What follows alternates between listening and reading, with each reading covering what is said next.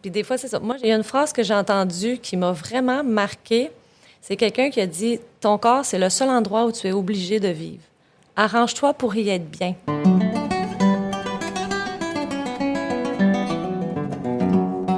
Salut les vivantes! Dans cet épisode, je rencontre Brigitte Matthews, massothérapeute québécoise, qui va nous parler du lien entre notre corps, notre estime de nous-mêmes et nos émotions. Ça t'intéresse? À tout de suite!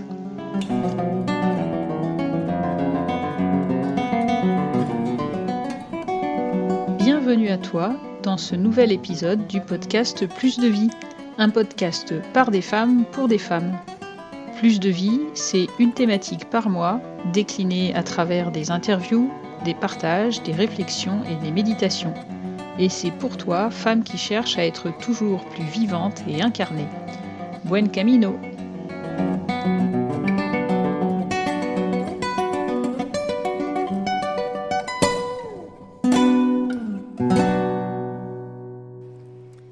Bonjour Brigitte. Bonjour! Aujourd'hui, j'ai la joie de rencontrer Brigitte Matthews. Brigitte est ma première interviewée d'outre-Atlantique. Elle est québécoise de Granby, dans le grand sud de Montréal, pour les Français qui ne connaissent pas. La mère de 2 enfants, femme d'un multi-entrepreneur, Marco Bernard. J'ai eu la joie de suivre un atelier en ligne avec Brigitte sur la régulation émotionnelle. J'ai beaucoup aimé son authenticité, sa simplicité, son humour.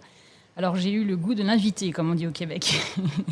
Professionnellement, Brigitte est thérapeute du sport et massothérapeute. Et comme thérapeute du sport, elle a accompagné des équipes de hockey, sport national au Québec.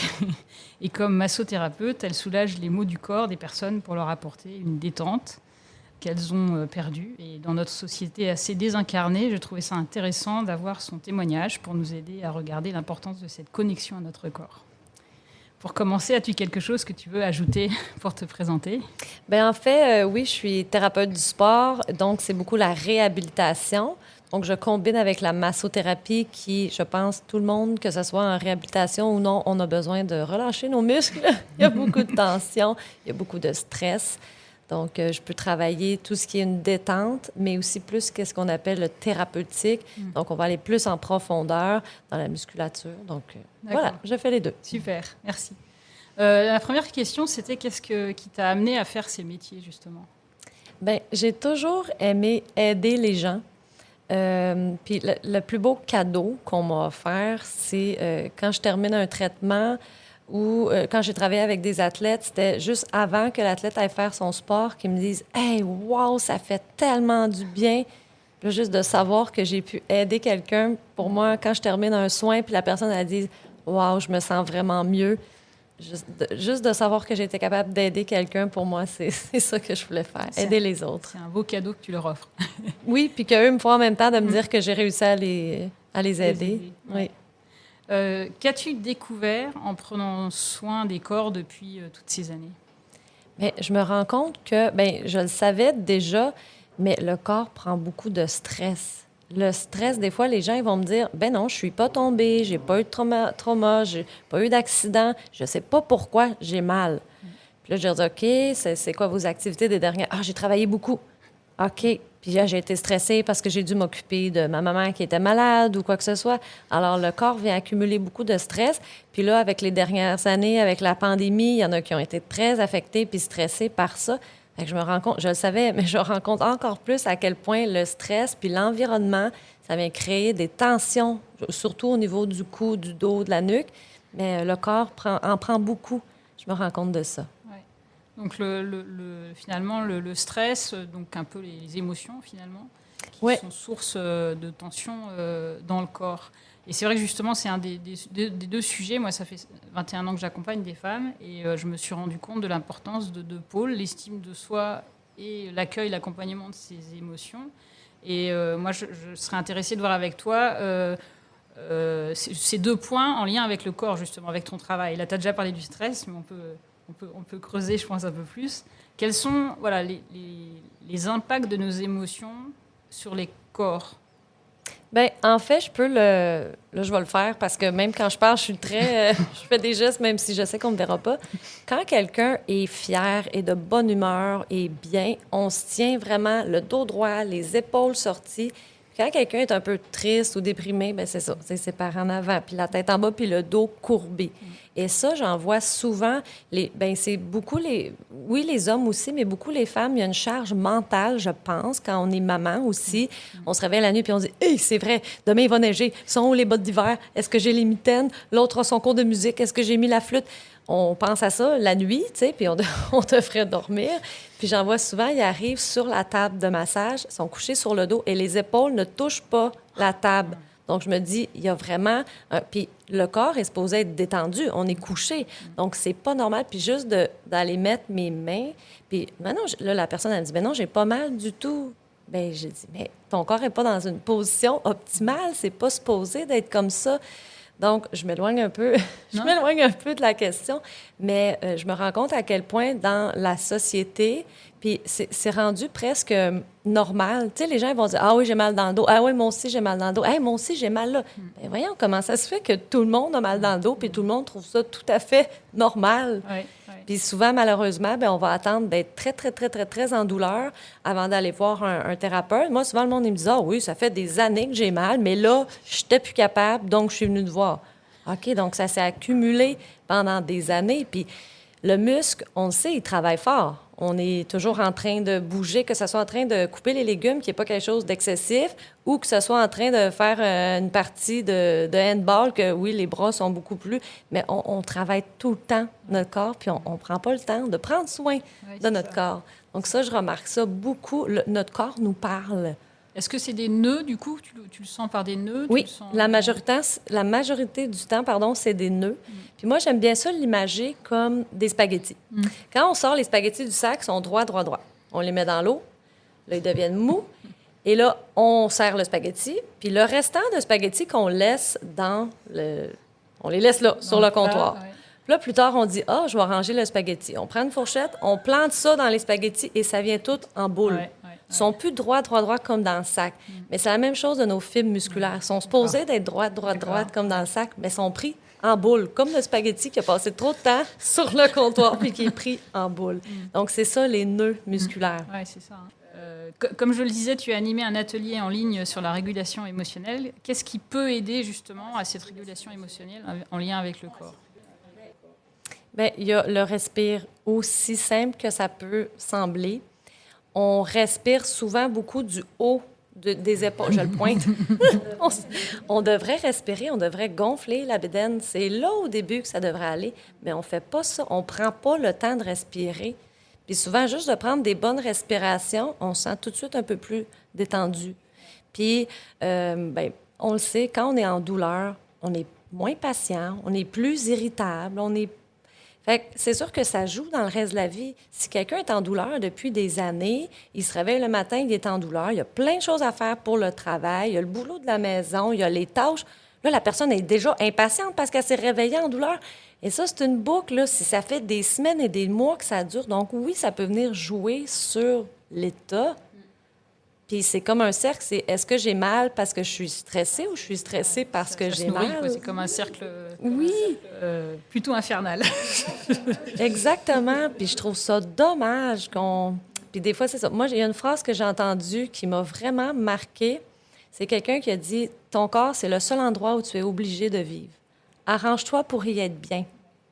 Tu ne pourras pas t'en sauver. » Donc, de prendre soin de soi. Puis j'ai souvent des gens qui viennent me voir puis qui disent « Là, je viens parce que j'ai mal. » Mais si tu veux venir juste pour une détente, c'est correct aussi. On a l'impression que on peut pas juste aller se faire masser pour le plaisir. On doit toujours donner une raison. Ou même si on le dit « je t'allais me faire masser », puis l'autre va dire « Ah ouais, t'es chanceuse. » Mais pourquoi qu'on le prend comme ça? Donc, des fois, les gens sont même gênés de prendre soin d'eux à cause des commentaires des autres qui vont dire « On sait bien, toi, tu te fais masser, toi, tu te fais faire ci, ça. » Donc, je ne sais pas si c'est un problème. Je ne sais pas si c'est comme ça chez vous aussi. Si, je pense. Là, récemment, j'ai offert à maman, comme elle venait près de chez moi, à Deauville, il y a de la thalassothérapie. Et maman, c'est quelqu'un de simple qui ne va pas forcément oser s'offrir des choses elle-même. Et en fait, je lui ai proposé, je lui ai dit, en fait, malheureusement, je vais en formation à Paris, donc je ne vais pas être là pendant 2 jours. Elle venait pour 10 jours chez moi, et je lui ai dit, ce que j'ai pensé, j'ai des amis qui ont fait ça à Deauville, il paraît que c'est très sympa, j'avais pensé que tu aurais pu être là, quoi. Et en fait, Eva, au début, elle a dit, c'est bizarre, elle était stressée parce que tu vois, j'ai pas l'habitude qu'on s'occupe de moi comme ça. Et en fait, elle est sortie de là, mais c'est zen. Enfin, tu la sentais, le corps, mais tellement relâchée puis heureuse. Enfin, c'était vraiment, c'était plaisant de la voir comme ça, s'être permis de se faire du bien en fait. De prendre soin de soi. Parce qu'elle avait une année assez stressante et en fait, ça lui a permis de retrouver un état physique et émotionnel, ça va ensemble finalement, de paix. Donc c'était très chouette. Tant mieux Mais de qu'elle fait, soit allée. c'est pas spontané. Tu vois, il y a comme une culpabilité de prendre soin de soi, quoi. Donc, la deuxième thématique que j'avais envie de prendre avec toi, tu en as un peu parlé justement par rapport à la posture, mais pour l'estime de soi, justement, quel lien tu vois entre le corps et l'estime de soi? C'est peut-être un peu en lien avec ce que tu viens de dire aussi sur le fait d'être capable de prendre soin de soi, mais je ne sais pas comment tu vois les choses. Ben, je pense que si on est, puis tu sais, c'est pas par rapport à la grandeur ou le poids ou tout ça, mais si on est confortable avec qui on est, je pense que ça peut être, parce qu'il y a des gens, des fois, ils vont dire, ah ben là, je veux pas aller me faire masser parce que, je sais pas si j'ai le droit de dire ça, ben mes jambes sont, tu sais, je suis poilue sur les jambes. Il y en a des fois, ils me disent, ah, regarde, fais pas mes jambes, là, mes jambes sont, j'ai pas rasé mes jambes. Mais la personne va s'empêcher pour ça. Fait que ça, je déroge de la question, mais quelqu'un qui serait bien dans sa peau, ou des fois, il y a des gens qui disent, ah ben moi, je ne vais pas me faire toucher parce que j'ai un surplus de poids.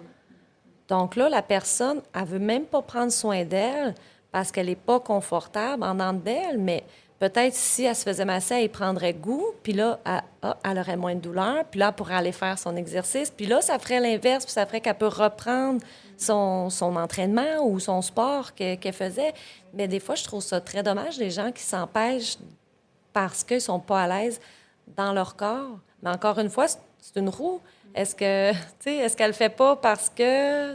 Mais des fois, c'est difficile pour les gens, puis je le comprends. Mais honnêtement, je ne regarde pas ça.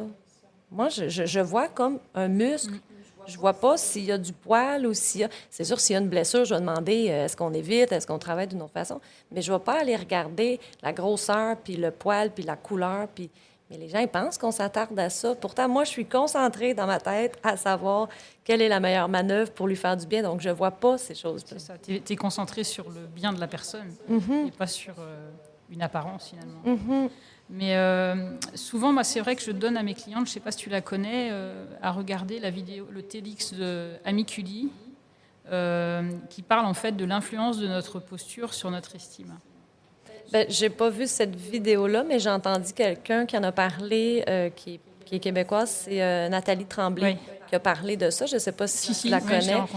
Puis des fois, elle dit juste de se promener dans la maison, les épaules ressorties, le dos droit. On peut pas être triste. Puis, juste, même si en ce moment, on est en train de le faire, on essaie d'être triste avec le dos droit, puis on n'est pas capable.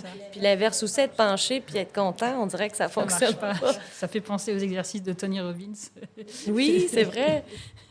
Et est-ce que toi-même, tu aurais des conseils à donner justement aux femmes qui nous écoutent sur la façon de se tenir, sur leur posture, pour gagner en estime d'elles-mêmes? Bien, en fait, je dirais que tout d'abord, les émotions que vous vivez, je parle à tout le monde, les émotions que vous vivez, vous avez le droit de les vivre. Quelqu'un qui dit moi, je me sens angoissée, à la place de dire mon Dieu, je suis nulle de me sentir angoissée. Non, je me sens angoissée. Voilà. Je l'ai dit.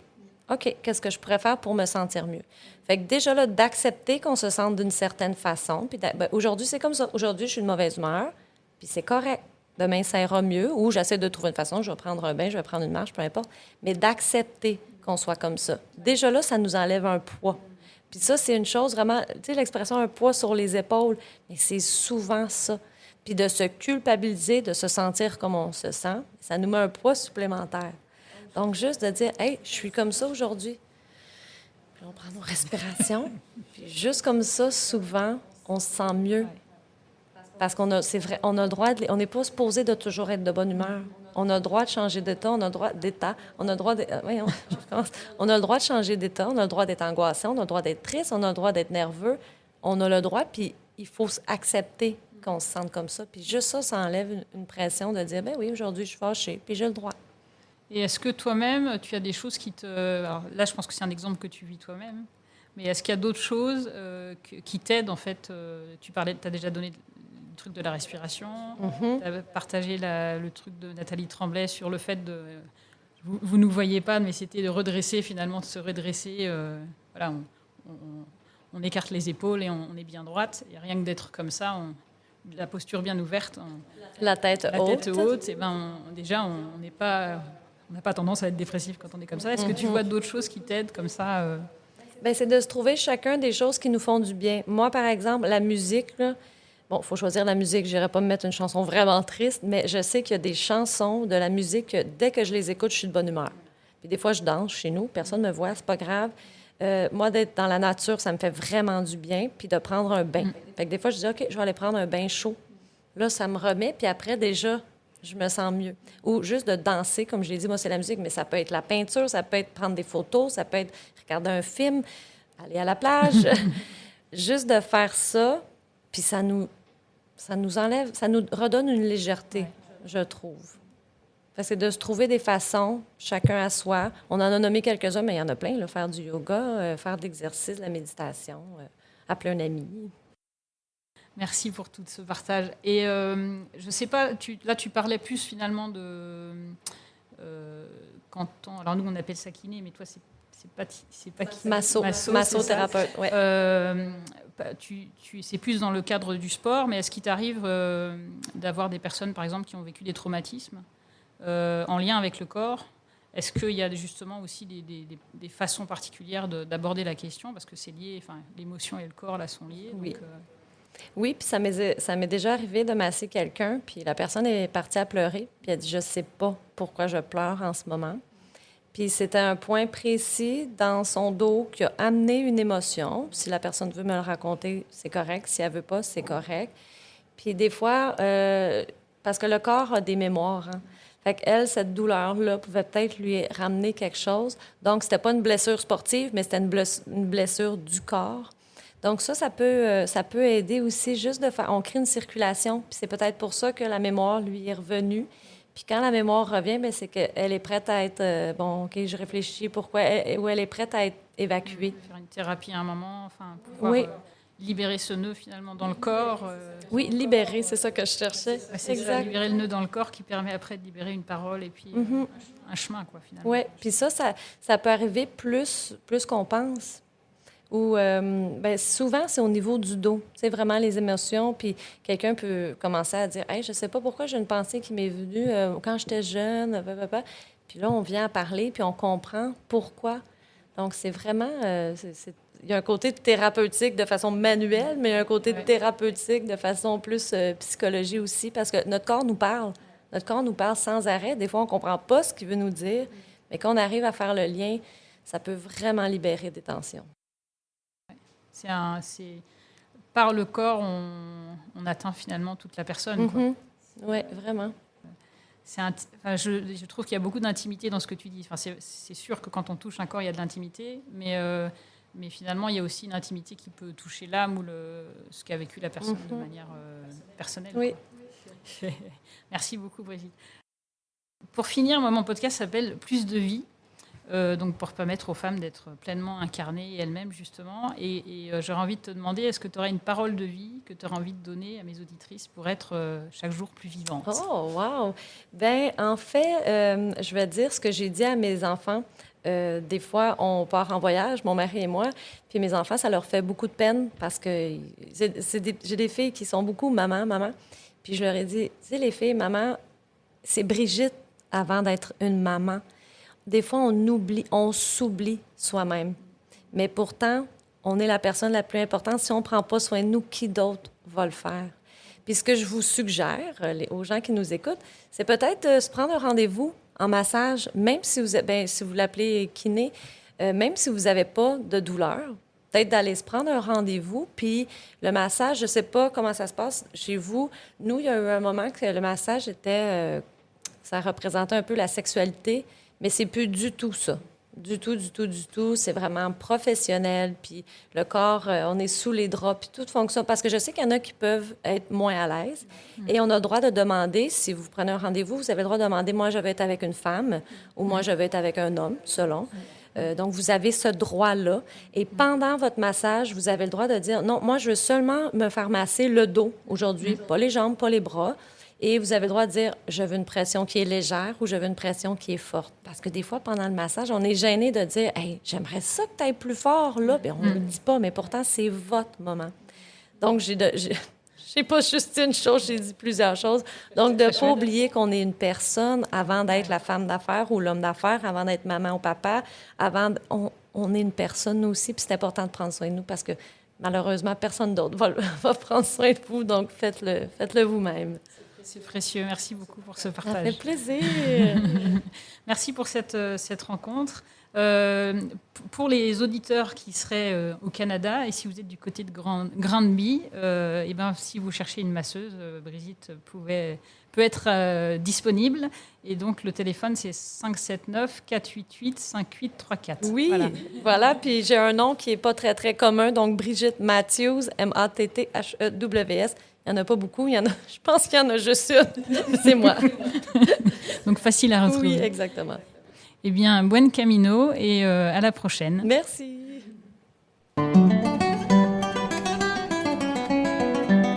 Dans mon prochain épisode, je te parlerai des 5 langages de l'amour de Gary Chapman. Un trésor pour découvrir les 5 manières principales de communiquer avec tes proches, au sein de ta famille et avec tes amis. Buen camino!